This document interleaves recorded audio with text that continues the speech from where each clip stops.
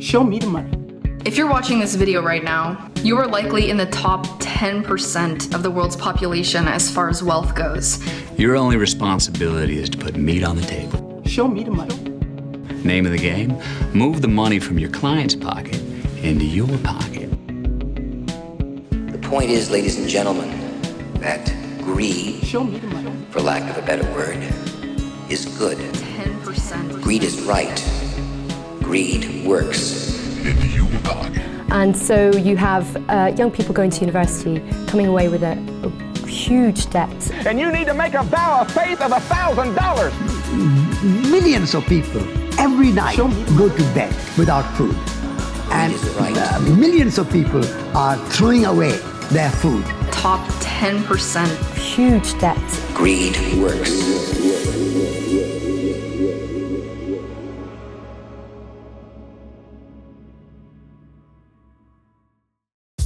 My name's Pete, and I grew up in a large family down in Devon, and we didn't have a lot of money, so my interest in finances really came out of having to be very frugal and sort of put pennies together and try and make ends meet.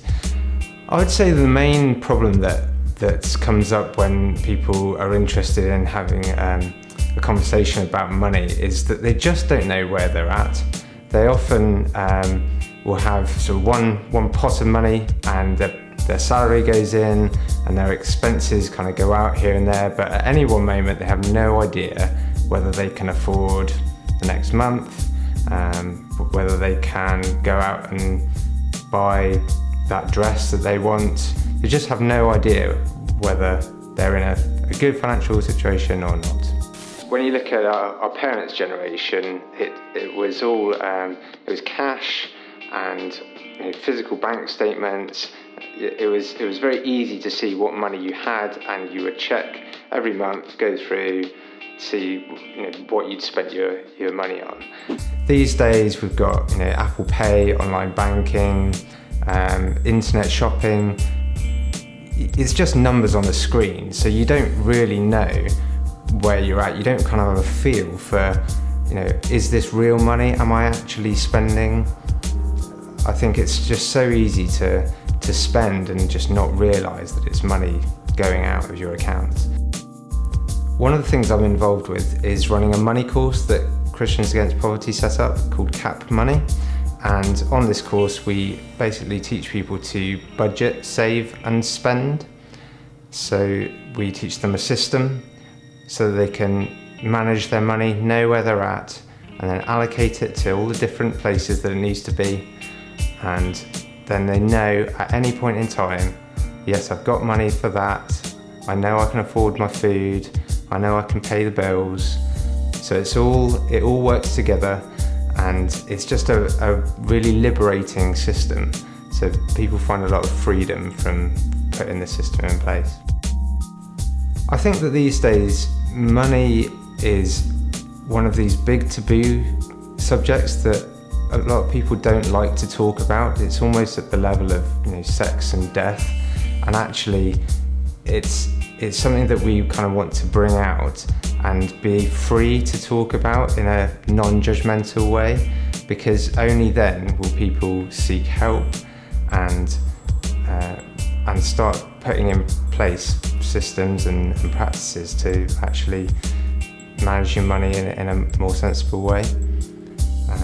And we also want to model that. We want to model that we can be free around money, that it won't control us, but we can use it for all the good stuff that God intended for it. So we want to be a people that model what it is to be content, to be living within our means, and to be just people that are free around money.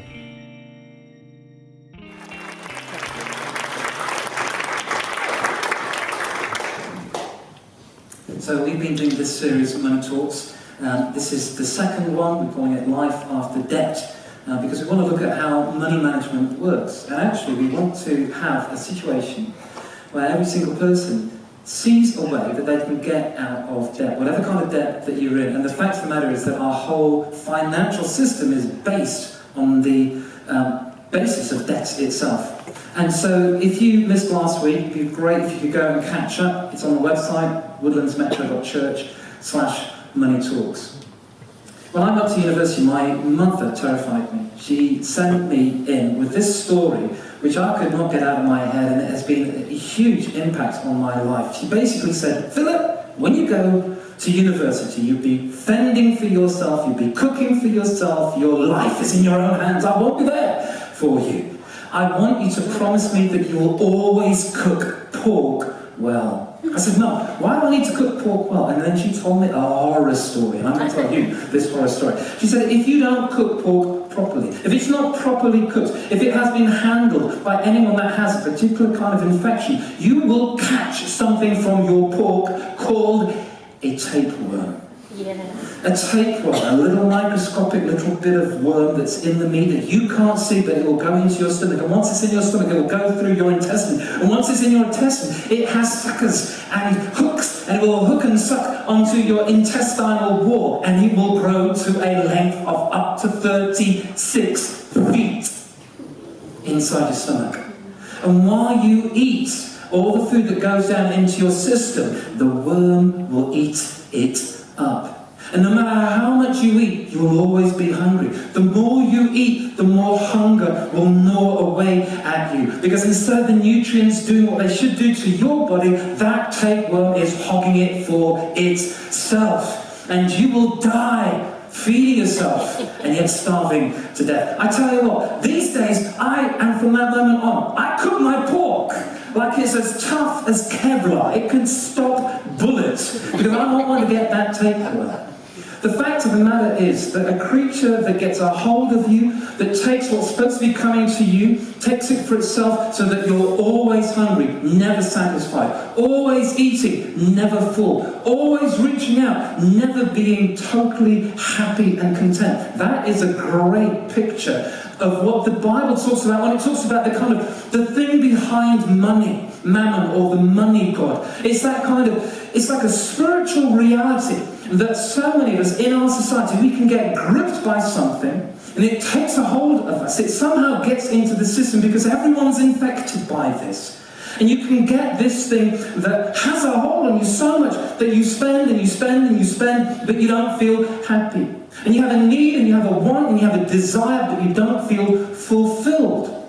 Did you know that we talked about this last week? Emotion and spirituality are the biggest factors in the way that we relate to money. It's not just about economics. There's something spiritual, there's something powerful, there's something that gets into just under our skin as human beings with the whole thing of materialism, commercial, capitalism, consumerism. It can, if you're not careful, it can exert a hold over you where you just feel like you're feeding the beast. And emotion can play such a huge part in the way that we relate to money.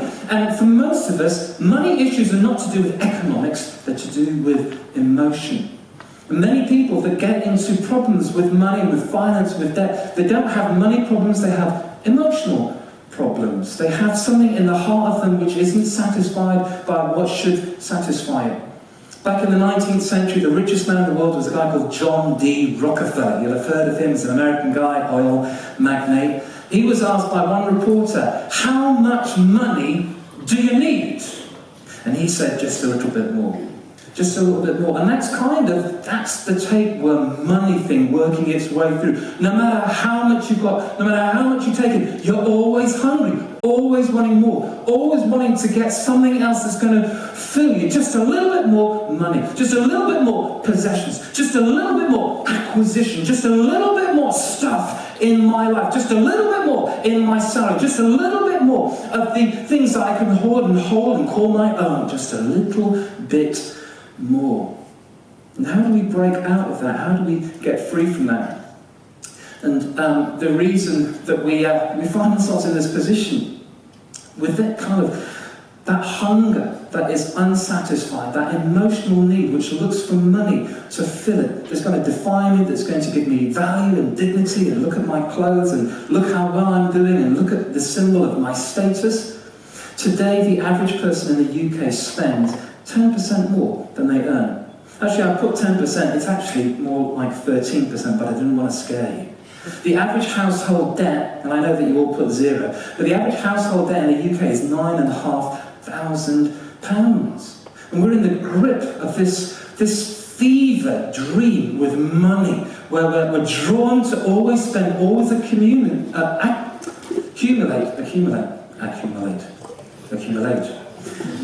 Do you know the system, and we talked about this last week, the system, it runs on discontent. Everyone say discontent.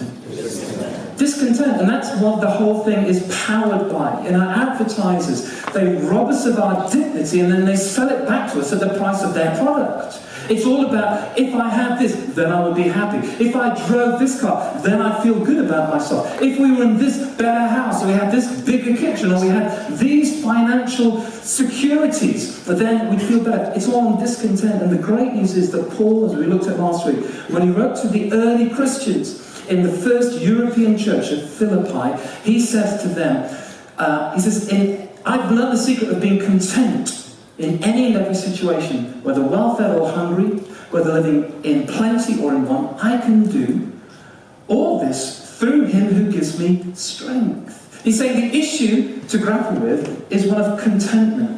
And it's actually contentment that's independent of everything else. It's a contentment that's independent of my bank balance, a contentment that's independent of my salary. It's a contentment that's independent of how many possessions I've got or how squeezed and anxious I feel about money. It's content whether I'm well-fed or whether I am hungry. And Paul says the secret of this is actually through him who gives me strength. In other words, faith in Jesus, a faith in Jesus can disempower the pernicious eating away power of money and materialism and consumerism on us. We're not saying that money is bad, the Bible doesn't say that, but we are saying that it can have a hold on us. And to find that secret that Paul says of a contentment which is not dependent on how great my relationship is, how great my health is, how great my life is, it's just a contentment that I know that I'm loved by God and that he empowers me to live a life. And I'm serving him rather than serving the money god. It makes all the difference. But what about actual money management? Does the Bible have anything to say about that? We said last week that there's over 2,000 verses in the Bible all to do with poverty, justice, about greed, about giving. But is there anything that says how to run your accounts, how to get out of debt, how to manage things? Well, actually, you'd be pleased to know that there is. It's one incident where Jesus was talking to his disciples. It's actually from the book of Luke that we've been looking at the last few weeks. And Jesus had a big crowd of people, and he told them a story. And what he was doing is he was actually relating to them something to do with the cost of being a disciple. And like he always did, Jesus was using an analogy, a story. He's saying, it's a little bit like this. This is a spiritual application, but this is the practical, physical reality that I'm using so that you understand what I'm trying to get at. But actually, in this instance, the practical, physical, earthly story that Jesus tells, where he uses principles of common sense and just being wise and smart around money and finances, they're so good that actually we're just going to look at those. Because, do you know what? It seems to me that when it comes to money, common sense isn't common. And Jesus is just almost this throwaway story that he gives is so good, it's worth delving into. He tells them this story. He says, suppose one of you wants to build a tower. Won't you first sit down and estimate the cost to see if you have enough money to complete it? For if you lay the foundation and are not able to finish it, everyone who sees it will ridicule you, saying this person began to build and wasn't able to finish. Or suppose the king is about to go to war against another king. Well, he'd first sit down and consider whether he's able, with 10,000 men, to oppose the one coming against him with 20,000. If he is not able, he will send a delegation while the other is still a long way off and will ask for terms of peace. In the same way, those of you who do not give up everything, this is a spiritual point, you cannot be my disciples. So if we just rewind that back to the beginning, let's see what he says. He says, suppose one of you wants to build a tower. Won't you first sit down? Everyone say, first sit down. First sit down. First first sit down, there's 3 principles. This is the first principle, and it's a really, really key, vital principle. He says, before you go into a financial transaction, before you commit yourself to anything, first sit down. First sit down. Essentially, there are, I guess, 4 stages of the purchasing process. Stage 1 is, I want it. Stage 2 is, can I afford it? Stage 3 is, actually, do I need it? And if I get through that, I've got something, I want it, I can afford it, I need it, then I get it. Now that is how a good financial transaction is supposed to take place. And you heard Pete talking on the video about our parents' generation when they were all fuzzy and lo-fi. But they were able to budget and to have physical pots of money and to go through the books and have a physical bank statement and all those kinds of things. And they would think, okay, I really want this thing, but they would sit down. You know, if someone doesn't have a credit card or access to instant cash, they have to sit, and then they have to think, can I afford this? Okay, let me do the figures. And then they have to have a little bit more of a buffer. Do I need this? And then they get it. But today, advertisers, salespeople, shops, the whole consumerist conglomerate tries to crush those 2 things together, want it and get it, so that the middle thing is taken right out. You want it, you get it. You desire it, you acquire it. That's why impulse buying is such a big deal. And the whole thing, the way that, and I've got nothing against the retail industry, but I'm going to lay into it. The way that shops are set up, you know, I would do the same thing. It's just good business. It's good sense. It makes sense. But the way that they do things is to make you impulse buy as much as possible, to tempt you in with offers that seem too good to refuse. You've got to go for it now, because it might not still exist. Even the way that shops are put together,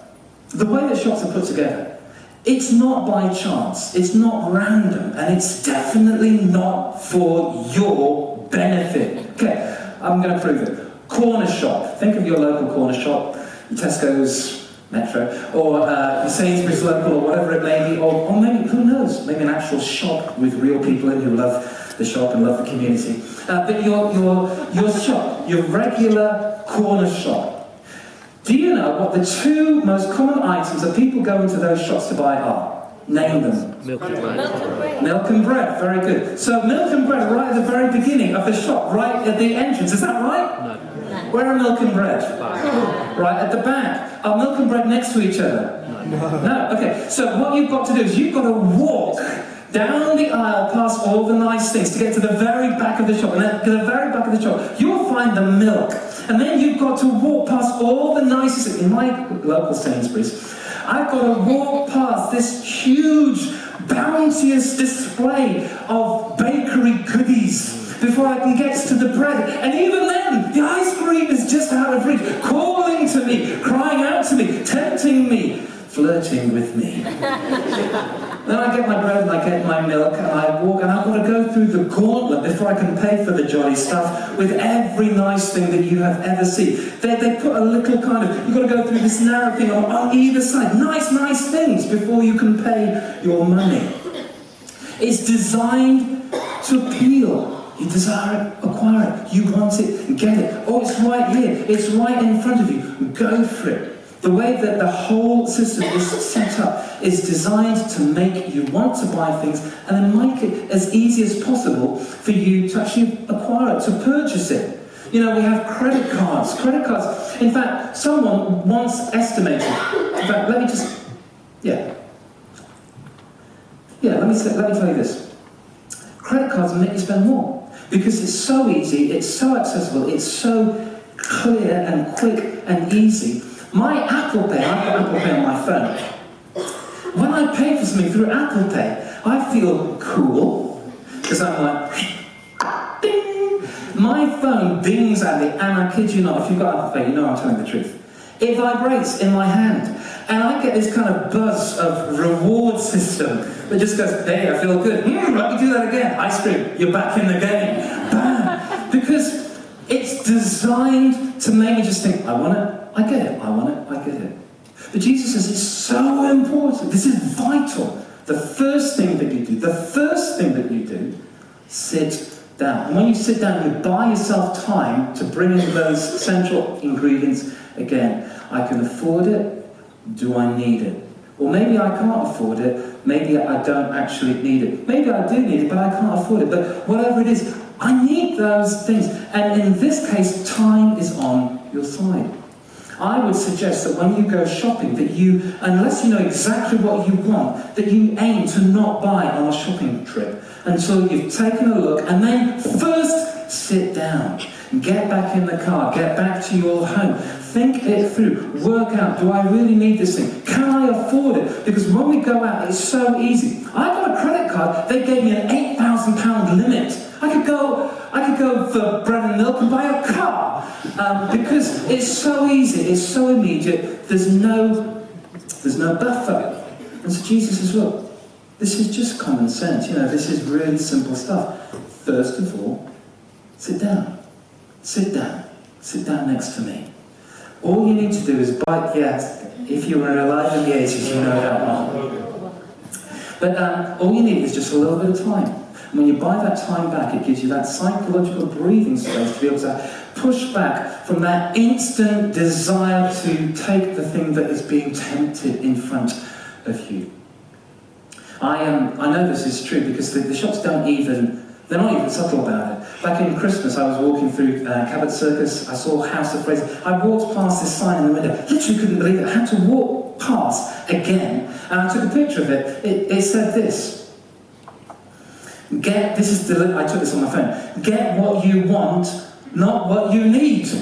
They're not even being subtle about it. They're not trying to keep their secrets to themselves. Or if they found out that this is what we're really doing, they wouldn't buy us, they wouldn't trust us. No, they tell you straight up, you don't need it, but you want it. Get it. Want it, get it. Want it, get it. It's so easy. We will give you all kinds of things to make it happen now. And you know that in the UK, I said that credit cards make you spend more. Actually, one researcher said that people with credit cards they're likely to spend 34% more on a credit card. When you have a credit card, 50% of people don't pay the balance off each month. And so that credit, that bit where it could be interest-free now becomes the standard rate, 19.9% if you are lucky. So Jesus says, first sit down. Because that credit card, you think, hey, I'm getting 3% cash back. Yes, but it's costing you 34% more in terms of the things that you buy that you wouldn't have bought otherwise. So, back to the passage. Suppose one of you wants to build a tower. Won't you first sit down and estimate the cost?